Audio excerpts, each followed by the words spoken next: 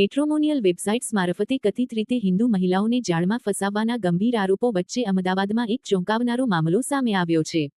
ખોટી ઓળખતી મહિલાઓનો વિશ્વાસ જીતવાનો આરોપ ધરાવતા શખ્સને પોલીસે ઝડપી પાડ્યો છે. અમદાવાદમાં મેટ્રોમોનિયલ વેબસાઇટનો ઉપયોગ કરીને મહિલાઓને કથિત રીતે છેતરવાના ગંભીર આક્ષેપો સામે આવ્યા છે. ઉસ્માનપુરા ખાતે યોજાયેલી એક પ્રેસ કોન્ફરન્સમાં વિશ્વ હિન્દુ પરિષદ અને બજરંગ દળના આગેવાનો સાથે એક મહિલા ફરિયાદીએ સમગ્ર ઘટનાક્રમ અંગે માહિતી આપી હતી. આક્ષેપ મુજબ મહેસાણાના કડીનો રહેવાસી કરીમ રફીકભાઈ સિપાઈ મેટ્રોમોનિયલ વેબસાઇટ પર આદિત્ય પટેલ નામથી જાણીતા ઉદ્યોગપતિના નામની ખોટી પ્રોફાઇલ બનાવી પોતાને હિન્દુ, વિધુર અને નિસંતાન તરીકે રજૂ કરતો હતો. ખાસ કરીને વિધવા અને એકલવાયુ જીવન જીવતી મહિલાઓનો વિશ્વાસ જીતવાનો પ્રયાસ થતો હોવાનો દાવો કરવામાં આવ્યો છે. આરોપ છે કે વિશ્વાસ કેળવવા માટે નકલી આધાર કાર્ડ, પાન કાર્ડ, પાસપોર્ટ અને ડ્રાઇવિંગ લાયસન્સ જેવા દસ્તાવેજો મોકલવામાં આવતા હતા. લગ્નના વચનો અને ભાવનાત્મક સંબંધોના આધારે મહિલાઓ પાસેથી આર્થિક લાભ મેળવવાનો પ્રયાસ થતો હોવાનો પણ આક્ષેપ કરવામાં આવ્યો છે. ફરિયાદી મહિલાને શંકા જતાં દસ્તાવેજો અને ઓળખની ચકાસણી કરવામાં આવી, જેમાં આદિત્ય પટેલ તરીકે ઓળખ આપનાર વ્યક્તિની અસલ ઓળખ કરીમ સિપાઈ તરીકે સામે આવી હોવાનું જણાવાયું છે. ત્યારબાદ મહિલા પોલીસ સ્ટેશન પશ્ચિમમાં ફરિયાદ નોંધાતા અમદાવાદ ક્રાઇમ બ્રાન્ચે આરોપીની ધરપકડ કરી છે. બજરંગ દળે આરોપીના મોબાઈલમાંથી અનેક મહિલાઓના અંગત ફોટા અને વિડીયો મળ્યાનો દાવો કર્યો છે. જોકે આ મામલે સત્તાવાર વિગતો પોલીસ તપાસ બાદ જ સ્પષ્ટ થશે. હાલ પોલીસે તપાસ શરૂ કરી છે કે આવા કથિત કિસ્સાઓના અન્ય ભોગ બનનાર કેટલા હોઈ શકે. એપ્લિકેશન્સ પર રોંગ ડોક્યુમેન્ટ્સ પ્રોવાઈડ કરીને પોતે મુસ્લિમ હોવા છતાં પણ પટેલ છે એવું ઇન્ફોર્મ કરીને લાઈક બધા જ એવિડન્સ રોંગ ક્રિએટ કરીને like all kind of documents like driving license, PAN card, Aadhaar card, GST certificates, death certificates of wife and everything, ration cards એ બધું આપીને કનેક્ટ થયો હતો અને ધેન આફ્ટર મને ડાઉટ જતાં મેં વિશ્વ હિન્દુ પરિષદનો કોન્ટેક્ટ કર્યો. હા, એકચ્યુઅલી એમાં છે ને મારા મોબાઈલ ડિસ્પ્લે પર એનું નામ આવી ગયું હતું, તો ધેટ્સ વાય મને આઈડિયા આવી ગયું હતું. તમારી પાસેથી કેટલા અત્યાર સુધી આર્થિક રૂપિયાની માંગણી કરી છે? 70,000 જેટલી. 70,000. 70,000. એટલે જ્યારે વાતચીત શરૂ કરી ત્યારે એને વાતચીતમાં તમે શું શું કર્યું હતું, એની ઓળખો બધું કેવી રીતે આપ્યું, ફેમિલી શું કરે છે? લાઈક મમ્મી પપ્પા સાથે રહું છું એમ, અને વિડો છું, કિડ્સ નથી, એવી રીતે. તમારું એક્ટિવા પણ ક્યાં પડ્યું છે?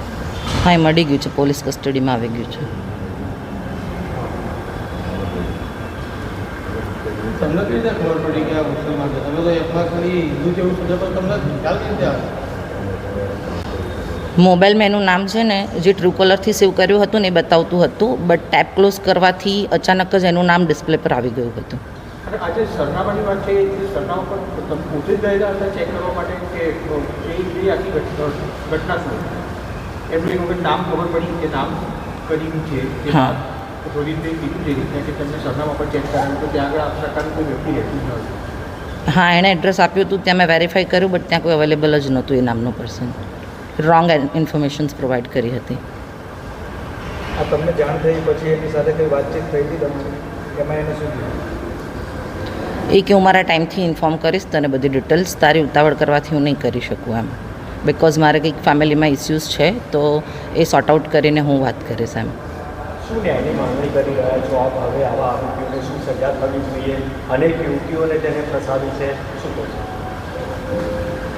એ જ કે દરેક હિન્દુ દીકરીઓએ ચેતી જવું જોઈએ અને પોતાને લાઈક કોઈપણ વ્યક્તિ પર ટ્રસ્ટ કરતાં પહેલાં 100 વખત વિચાર કરવો જોઈએ. ફેમિલીમાં કોઈપણ વ્યક્તિને ઇન્વોલ્વ કરવું જોઈએ.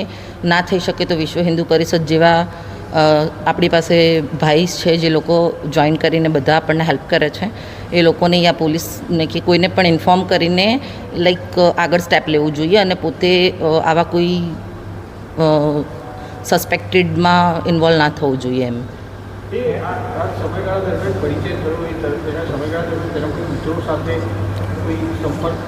ના, એણે કોઈની સાથે કોઈ વાત નથી કરાવી, ક્યારે એણે કોઈની સાથે વાત જ નથી કરી.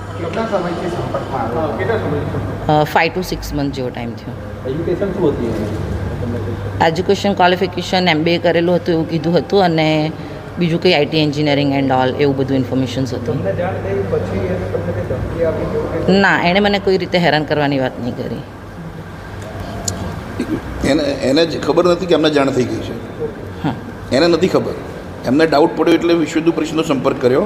એટલે અમે કીધું તમે એની સાથે વાત કન્ટિન્યુ રાખો. એ દરમિયાન કંઈ અત્યારે તમારા કોઈ કોન્ટેક્ટ થયા છે પછી? ના, પછી કોઈ કોન્ટેક્ટ પછી નથી. સીધા કાલે કોન્ટેક્ટ થયા. હા, થોડા દિવસ અગાઉ જે બહેન છે એ બહેન અમારા કાર્યાલયનો સંપર્ક કર્યો હતો અને એમને એક રજૂઆત કરી હતી કે જીવનસાથી.com નામની એપ્લિકેશન ઉપર એમે લગ્ન કરવા માટે એક રજિસ્ટ્રેશન કરાવ્યું હતું. એટલે ત્યાંથી એક મેચ મળી એમને. એમાં નામ હતું આદિત્ય પટેલ.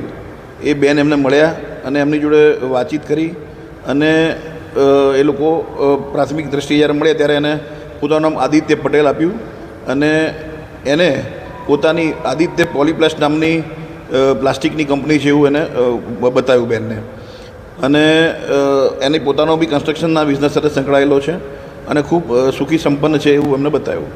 પરંતુ જ્યારે બેને કહ્યું કે ભાઈ એક વારની અંદર હું તમને કોઈ પણ પ્રકારનો જવાબ નહીં આપી શકું કેમ કે મારા પરિવારના મારા બાળકોના ભવિષ્યનો સવાલ છે, તો માટે બીજી ત્રીજી ચોથી વાર જ્યારે મળવાનું થયું ત્યારે એકવાર જ્યારે કોલ દરમિયાન એના નામમાં કરીમ શબ્દ આવ્યો એના ટ્રુ કોલરની અંદર.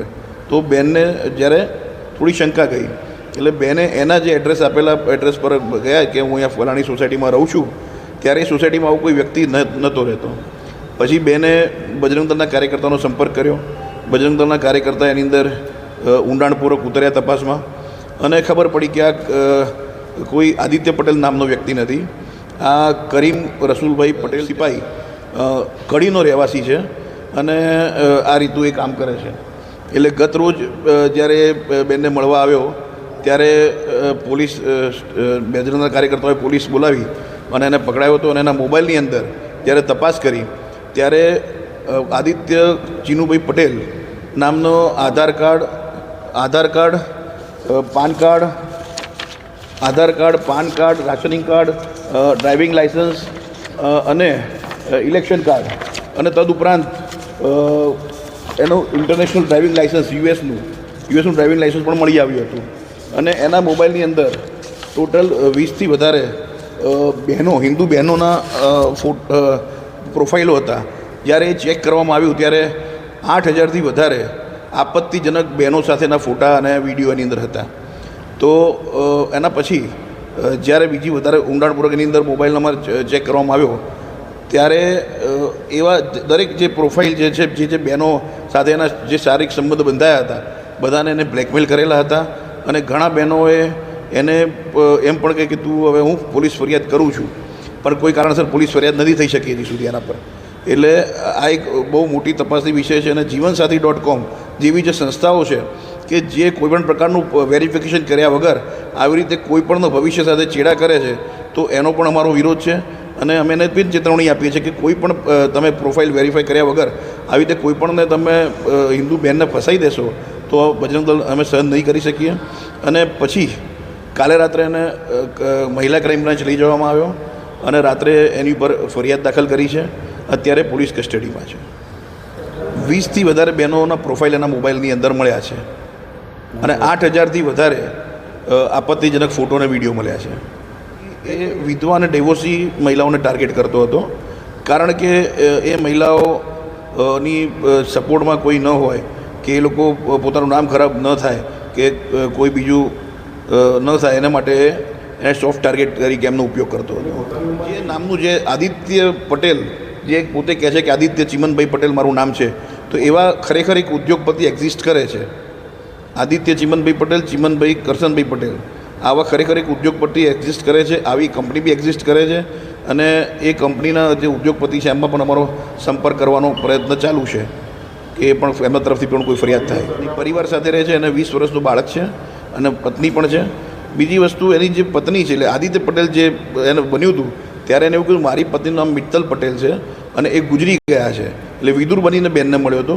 તો એ વિદુર બન્યો હતો તો મિત્તલ પટેલનું ડેથ સર્ટિફિકેટ પણ એને બનાવેલું છે ડુપ્લિકેટ. એ પણ આમાં છે. એની જે પ્રોફાઇલ જે છે તો 4 વર્ષથી જૂની છે. 4 વર્ષથી આ બધી એની ચાલુ હતું. એની પહેલાં કરતો હોય તો ખ્યાલ નથી, પરંતુ આ પ્રોફાઇલની અંદર જ્યાં અમે મોબાઈલ તપાસ કરી એ મોબાઈલની અંદર 4 વર્ષથી એનો આ બધા હરકતો કરતો હતો હિન્દુ બહેનો સાથે એ અમને મળી આવ્યું છે. જે કર્યું જેમ કે હિન્દુ નામ ધારણ કરીને કે હું વિદુર છું અને મારે મારી એજની બહેનો એટલે ડાયવોર્સી હોય કે વિધવા હોય એની સાથે મારે લગ્ન કરવા છે એમ કરીને હિન્દુ નામ ધારણ કરીને એને જીવનસાથી.comની અંદર એપ્લિકેશન આપી. એટલે ત્યાંથી એને જે મેચ મળે હિન્દુ મહિલાઓના મેચ મળે અને હિન્દુ મહિલાઓ એના ટાર્ગેટ બનાવે હિન્દુ મહિલાઓને અને આર્થિક રીતે પૈસા બી એને લીધેલા છે અને બેનનું એક્ટિવા પણ ત્યાં છે. આ બધા વિષયો પણ છે.